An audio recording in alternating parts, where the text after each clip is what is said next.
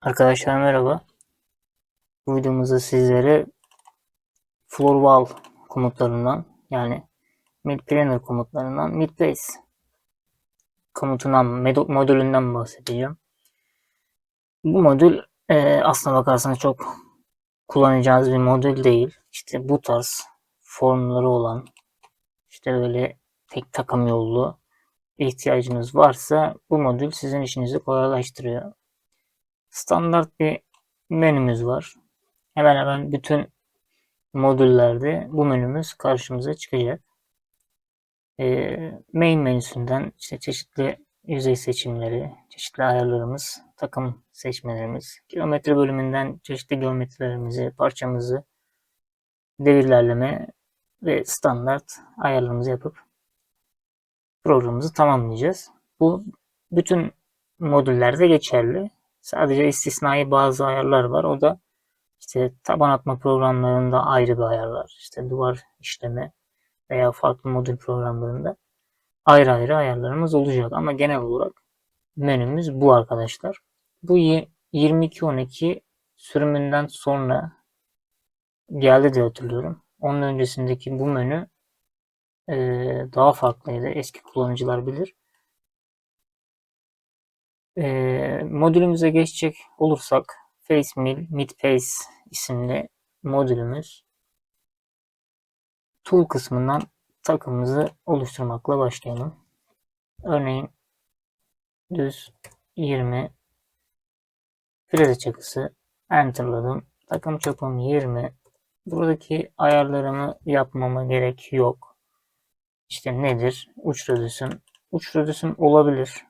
Takımımda 20R1 olabilir ama düz yani etrafında bir yer olmadığı için tanıtmanızın da bir manası yok. Yani aslında demek istediğim şey şu. Takım yoluna veya parçaya göre hareket etmeniz size olanak sağlayacaktır iyi yönde. Ama sıkıntı yok. Eğer R1 ise R1 de yazabilirsiniz. İşte bilmem B açısı yazmanıza gerek yok. A açısı, boyu. Eğer bir çarpma probleminiz, bir hesaplatma probleminiz yoksa yapmanıza gerek yok. Ağız sayısı. İşte bu kesme böyle kesme ağzı atıyorum 20 frezenin kesme ağzı atıyorum 30 milimetredir. Ama takım boyu 60'tır. Bu değerleri buraya yazabilirsiniz. Daha profesyonel yapmak istiyorsanız. Ama işte dediğim gibi çarpma ihtimalleriniz yoksa çok da zaman kaybı olacaktır bu iş. Onun haricinde önemli olan kısım takım çapı. Eğer duvar işlemiyorsanız burası önemli ama ikisini de önemli olarak sayabilirsiniz. İsterseniz takım çapı ve radyüsünü standart yazacağım diye kafanızı kodlayın. Ve tool number ve burada register dediği bölüm bu takım numarası. Takım 1, 2, 3 hangi takıma bağlayacaksanız. Bu da hash değeri. Custom dediği yerde arkadaşlar bunu farklı videoda gösteririm. Telafili programlarda buraya yazmazsanız görmüyor. Yani gören programlar da var. Daha doğrusu postlar var. Post ona göre ayarlanıyor demek ki. Yani benim daha önce kullandığım postta buraya yazmadan da ben telafi çalıştırabiliyordum ama şu an kullandığım posta çalıştıramıyorum. Neyse bu da telafiyle buraya sıfır kasırda olur. Sıkıntı yok. Onun haricinde burada başka eklemek istediğimiz bir şey yok. OK dedim. Thickness'e gelmeden önce specified area. İşleyeceğin duvar. Taban. Neyse. Diyorum ki ben buraya taban atacağım. OK dedim. Thickness stock mantığı düşünün. Yani parçamın üzerinden alacağım paso. Eğer temizlik atacaksam buranın sıfır olmasının bir zararı yok. Bu ikisi bağlantılı olduğu için birazdan göstereceğim. Midpace şekillerle göstereceği gibi bu şekilde bir takım oluşturuyor. Convex bu da dıştan yani birisi içten birisi dıştan hareket yapıyor. Bunu da görelim. Offset kısmı şekillerle görüleceği gibi dışa çıkartma. Bu tek takım yolu yapıyor diye biliyorum. Bu da yeterli olmazsa offset bölümünden işte daha dışarı doğru çıkartabiliriz. Geometri bölümünden space part. Bu kısımdan parçamızı seçtik. Onun haricinde eğer parçamızın yanında bir duvar varsa select check wall, yani duvarları seç. Yanındaki check duvarlarını seç diyebiliriz. Eğer duvarımız varsa ve bu duvara değmesini istemiyorsak buraya işte ne bileyim 10'da 3'lük bir pay bırakabiliriz. Yani duvara değmesin, uca zarar vermesin ki duvara değdiği zaman genelde uçları kırar. Wall dediği de aynı mantık. İşte bunu yaptığınız zaman hem taban hem duvara gidiyor. Aslında duvar ama buradaki wall'la bu farklı. Buraya yaptığınız zaman görüyor bu işi. Buraya yaptığınız zaman yeni versiyonda denemedim ama eski versiyonda görmüyordu. Ya da duvarı seçmediğim için de görmüyor olabilir. Burada şimdi datayı gördüğü için görüyor olabilir. Burada duvarı seçmediğim için de görmüyor olabilir. Şimdi bunu denemediğim için bir şey diyemem. Onun haricinde Space'i check, işte pabuçlarınız varsa buradan seçin demiş. Yani buradan seçin de oluyor ama pabuç tanıttığınız kütüklerinizi buradan seçtiğiniz zaman da oluyor. Hatta bazen buradan seçtiğiniz zaman yine takım yolu giriyor ama buradan seçtiğiniz zaman girmiyor. İşte böyle de bir handikapımız oluyordu eski versiyonda. Yeni versiyonda denemedim. Tekrardan checklere olan stoğunuz varsa buraya ekleyebilirsiniz. Şimdi buraya gelelim. Burada holes diye bir seçeneğimiz var. Şimdi bakın. İnaktifleyeceğim. Görmüş olduğunuz deliklerin etrafını dolaşıyor. Aktiflediğim zaman delikleri görmüyor. Üzerinden geçiyor. İşte burada değerlerimiz var. Bu değerleri karşıladığı sürece bu hareketi yapacaktır. Ekstra burada delikleri de trim ekleyerekten de işlemleri yaptırabilirsiniz. Şimdi iptal edeyim. Takımını sildi çünkü.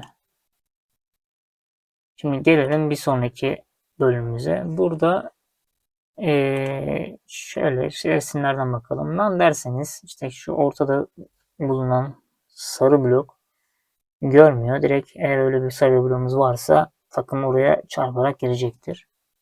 Trim yaparsak işte şekilden de görüş olacağı gibi oraları atlıyor. Bu da bizim isteyeceğimiz bir durum değil. Bizim isteyeceğimiz durum kütüğü de görsün ama tabanı da alsın yapısıyla yapmak olacaktır. Report collision dediğimiz zaman da işte oraları işte çarpma riski çarpıyor diye oraya hiç takım yolu sokmuyor. Fit and Speed bu standart menümüzün ayarlarından. İşte spindle speed dediği yerde devir. Ya örneğin 2600 devir verelim. Hesaplatma bölümünün açılması için Enter tuşuna bastım. Burada bir çeşitli hesaplatmaları var. Bunları da bazı pozisyonlara göstereceğim. Fit Right kısmı da ilerleme kısmı. Örneğin 2000 ilerlemede gitsin.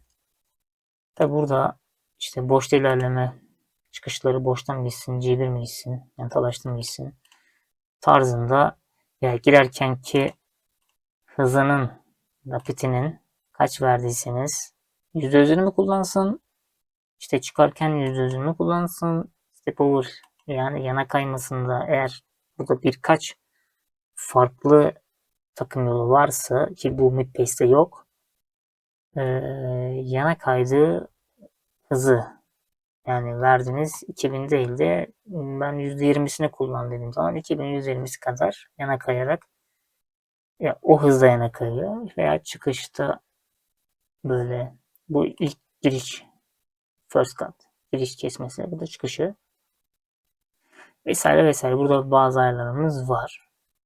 Onun haricinde strateji bölümüne geldiğimiz zaman burada da işte standart görmüş olduğunuz ayarlarımız var. Bunları da hiç şimdiye kadar kurcalamadım açıkçası. Ve non-static movers. Bu da standart ayarlarımızdan giriş çıkış ayarları. İşte engage ve retroarc demiş. açık alanda işte nasıl giriş yapsın diye, nasıl çıkış yapsın. SMS'den geç dediğin zaman standart olarak bütün hepsinde geçerli. Nasıl giriyorsa öyle çık demek. Aynı yere koymuşlar. Ekstra retrak farklı bir bölüm olarak yapmamışlar. Onun haricinde burada söylemek istediğim, bahsetmek istediğim, bunlar da çok kullanacağınız bir şeyler değil. İşte belirlediğiniz noktalardan girişlerini yapsın diyorsunuz. Atıyorum buradan girsin, şuradan çıksın mesela. Bunlar da çok kullanışlı şeyler değil. Farklı böyle egzantrik işler geliyor. Mesela buradan girdi ama buradan dolaşıp buradan çıkarsa çarpma riski var. Böyle şeylerde işte o tarz şeylerde kullanabilirsiniz. Daha önce yapmış olduğumuz işlerde çünkü başımıza geldi. Geç onun da çözümü var. Reset atıyorsunuz. O şekilde birazcık manuel ilerliyorsunuz. Her şeyde programdan beklemek lazım. Onun haricinde Clemens bölümü işte şu kısım enjeksiyon kalıp programlarına başladığımız zaman da bahsedeceğim. Burası hassasiyet. İşte duvar ve tabana hassasiyetin. Yani ben tabana attım. Burada bir ölçü var. %3 toleransın var. Ölçüne %3 fazla da bırakabilirsin. %3 eksi de yapabilirsin demek istiyorsun. Ben genelde burayı binde 3 yapıyorum. Yani binde 3 duvarda da tabanda da binde 3 toleransın olsun diyorum. Bunun hesaplatması çok etkilemiyor. Bir tık da olsa etkili ama öyle can sıkacak derecede değil. Bu kısımları da bahsedeceğiz. Hani çok kullanışlı, her zaman kullanacağımız şeyler değil. Ekstra durumlarda yapacağız. Bunun haricinde burası da aslında menünün ayarlandığı yer. Burayı da çok, hatta hiç kurcalamayın. Yani şurası aslında. Buraya menü ekleyip bunu çıkartabiliyorsunuz. Örneğin ben bunu kullanmıyorum deyip burayı silebiliyorsunuz. Bu artık sizin bu menünüze gelmiyor. Oranın ayarları. Hesaplatma yapalım. Takım yoluna bakalım. İşte bu tarz takım yolu yapıyor. Şimdi geometri thickness seçeneğine bakalım. Main menüsünde thickness atıyorum 3 mm az. Tamam. 3 mm'yi görmesi için 3 mm'yi görmesi için buraya bir değer yazmam lazım. Şu kısmı. İsterseniz konstant deyip işte burayı milimetreye çevirip daha hesaplaması kolay. 3 milimetreyi bir al. Enter'a bastım.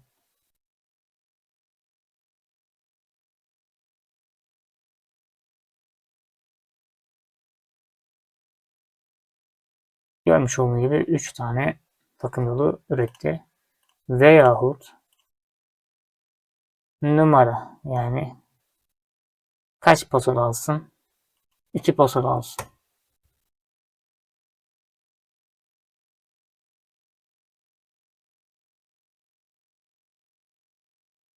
İşte 1,5. Bu tarz işlemlerimiz var arkadaşlar. Şuraya da bir değer yazalım. Bakalım nasıl bir etki yapacak. 20 mm daha dışarı aldı. Midpace Face Mill komutumuz bu kadar. Ee, Aslında bu komutun çok da işe yaramadığını şöyle gösterelim. Çok istisnai durumlar arkadaşlar bu. Mesela şöyle bir örnek bir parça daha açtım. Ama bilin, yani eski versiyonlar değil zaten bu da. Yeni versiyonlar da var. En olmadık yerde parçanızı çok rahat bir şekilde program yapabilirsiniz. Bakın sadece şöyle düz çizgilerini katlayan bir takım yolu üretti. Ama yeri gelecek bu tarz bir programa da ihtiyacınız olacak ama onun da farklı metotları var. Eski versiyonlarda da olan planer menü, planer profil tarzı komutlarımız, metotlarımız var. Onlardan da bahsedeceğiz. Kısacası Midbase komutu modülü bu kadar. Başka bir videoda görüşmek üzere. Hoşçakalın.